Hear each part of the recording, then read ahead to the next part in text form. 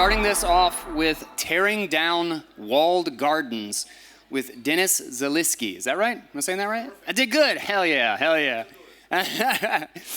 Awesome. Well, come on stage, man. All right, give him a round of applause. Thank you, everyone. As Guy had said, I'm Dennis Zaliskyi. I'm an engineer at Synonym, and welcome to my talk on the topic of tearing down walled gardens.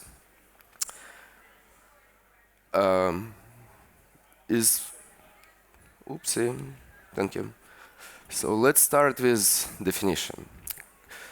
Walled gardens are closed ecosystem where access is controlled or maintained by few entities. Examples of such things are social networks, centralized social networks, app stores, or your financial institution, can be bank, can be insurance provider. The next definition is credible exit. It's a secure and reliable way for a user to disassociate themselves from the platform with preserving their privacy, data integrity, and availability. In other words, this can mean that exit should be economically viable. For social networks, it means that users need to be able to preserve their identity, their social graph, and their content. So what are the good things about walled gardens, and what exactly attracts people to them, and why they choose to stay? First one is accessibility. These networks are available to any user with any phone which is able to run a browser. Device doesn't matter, you just need to have internet connection with minimal amount of bandwidth and compute power, which allows them to grow their user bases. These entities are operated by centralized companies which are extremely profitable, therefore they are able to run big R&D departments which will focus their efforts on providing the best possible user experience in order to maintain their competitive edge. They have large user bases because by definition these are the companies which manage to create a network effect with their products. They have real-time updates. This is important not only for us to receive likes on our content, but it is crucial to receive timely update on on any information which is accurate, as this is an important factor in any decision-making process. Search and discovery. This social media is the place where we can find the person who sits next to you, president of some country, or your long-lost classmate. They provide data analytics and insights.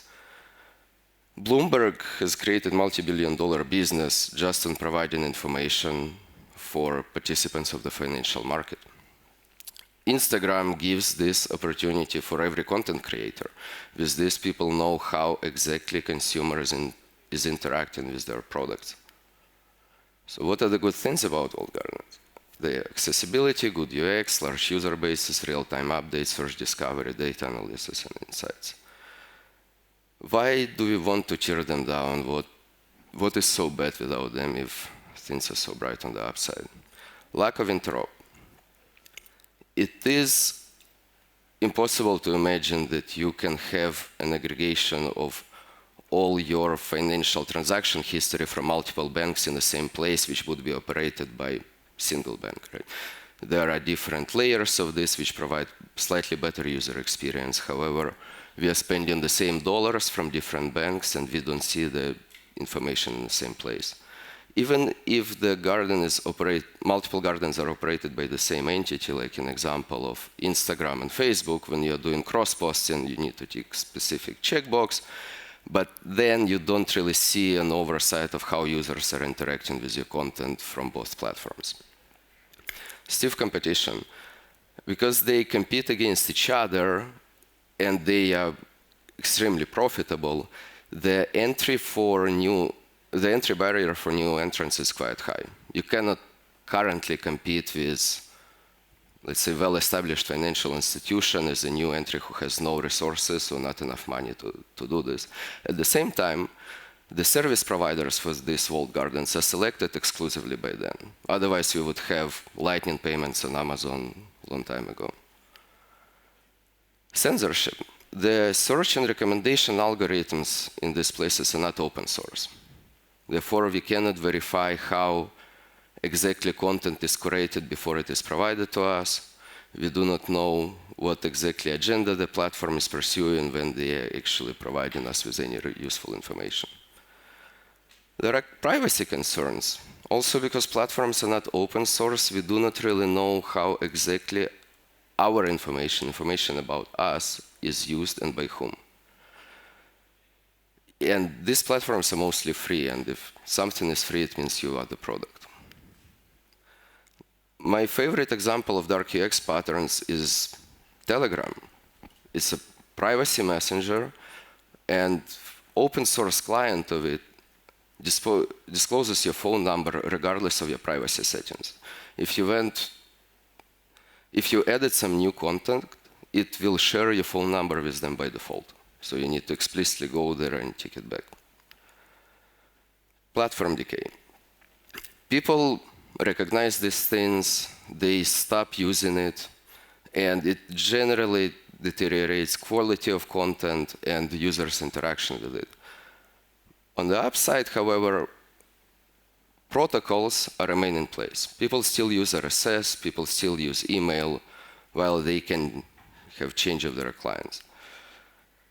So again, problems with walled gardens are lack of interop, stiff competition, censorship, privacy, dark UX, and decay of the platform.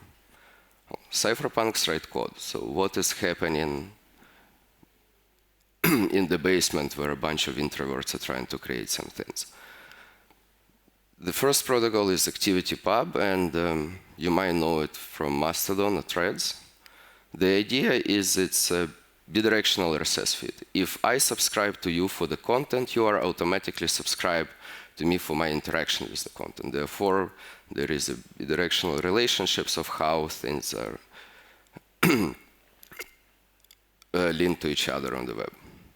The architecture is that each either Mastodon or Threads, they have a server which would maintain your OpenID identity, and they would provide the storage for inbox and outbox, and also for the content. Limitations is that content cannot be moved across the server. So things on Mastodon, whatever you posted there, cannot be moved to Threads and vice versa. Usernames cannot be moved. Your username is Dennis at Mastodon, and whatever you cannot be Dennis at Threads, if that username is already taken. But social graph can be moved. So one point of the credible exit is maintained. Key takeaway is that identity is still stored on centralized servers, which makes it relatively easier for information retrieval because you don't need to scan everybody from the content like in the other protocols.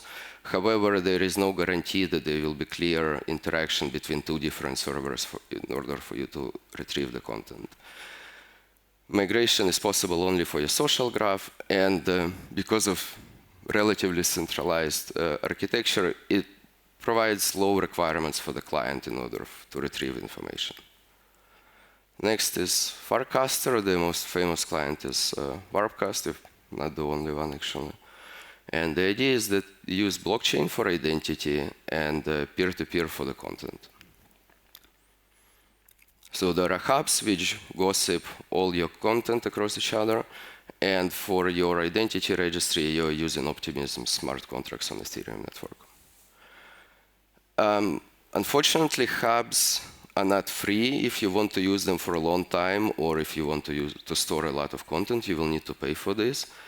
And migration will require update of the smart contract, which effectively means you need to burn gas. On Optimism, it's slightly better, but still it has some cost in it. So identity is stored in Ethereum blockchain, migration cost is high, hard search and information retrieval due to the peer-to-peer network, even though hubs are slightly improving this, and provides high client requirements, especially for migration. Authenticated transport protocol, you might know it as a Blue Sky. The idea is the multi-tier stack for social media with decentralized identity.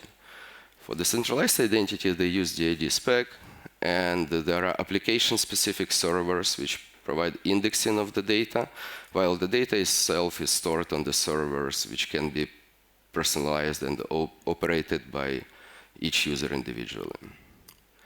Limitation is that application can censor you, because application is what operating indexer, and if you are using some not trustworthy application, it still can provide some amount of correction over the content. Identity stored on personal servers is DIDs, so you can reach them either as a DNS lookup or as the webhook. Censorship is possible only on the application level. However, your content still will be intact, and you will be able to reach it via different application. Migration cost is low. You just need to update either DNS record or just DNS record will be enough. And because of the client-server architecture, it provides local client requirements, which allows to have simple and quick information retrieval and search. Nostr, this is probably most famous among Bitcoin community. You most probably interact with it via Damos or Amethyst, and idea is smart clients and dummy relays. So clients connect to multiple relays and do spray and pray, hoping that information will reach the target. And relays don't store information for a long time. They are just rebroadcasting it to all the peers who have subscription in place. This implies that retrieval of historical information is problematic. You need to explicitly query a data source for this, which adds a round trip. You need to be connected to the same hub, to the same relay in order to retrieve any information from the user. And because data reconciliation is happening on the client side, it has big requirements for both compute and data storage. Client's identity is SegP keys compatible with Bitcoin, data stored on a client, which makes migration cost slim to nothing, low censorship risk, because only relay can censor you, and you can change them relatively often. However, it makes search very problematic because of the requirement of the relay overlap and the client being online from whom you can retrieve the historical data, and as well as high client requirements are imposed. And PubKey Core, it was announced yesterday. The idea is decentralized stack with distributed identity lookup. So identity is stored on the mainline DHT. You query it by information by the public key in order to retrieve DNS record of the home server or many home servers for the same user. And there are per application specific crawlers which provide indexing of the data and generating of the feed for the specific application. Applications still can censor you, but your content will be intact. And identities are client-owned with ED25519 keys. A pointer to the server is stored on the mainline DHT, which is by the definition is distributed hash table, which provides high censorship resistance. Data stores on the client server, so it is effectively owned by client unless they decide to delegate it to some VPS or other data storage provider. Low migration cost, effectively you just need to update record on the DHT and your information will be available for the rest of the network. Application still can censor you, and because of the client-server architecture, there is a very simple information retrieval and search. So as a conclusion, I would like to say that there are many more protocols which I didn't mention. I thought I will be slower at talking, such as Scuttlebutt, Matrix, whatever. They all provide different set of trade-offs, and it is up to developers to decide which trade-offs they want to take. However, users do not care about this. Users care about good user experience, ability to find their friends and relatives, ability to retrieve good and timely notifications about interaction with their content. And yeah, that's pretty much it. We have like 15 minutes for questions.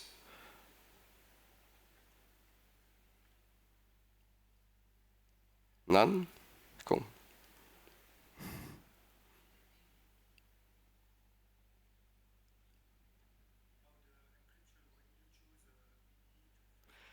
Yes, this is the one which is required by mainline DHT, and we wanted to rely on the most reliable hash table. And there are many millions of nodes, if I'm not mistaken, between 10 and 100, if I'm correct. And we cannot, I mean, maybe I'm not exactly cryptography specialist, but if I'm not mistaken, you cannot really bridge it from one to another in a secure way. I would rather frame this question, why Bitcoin choose different keys?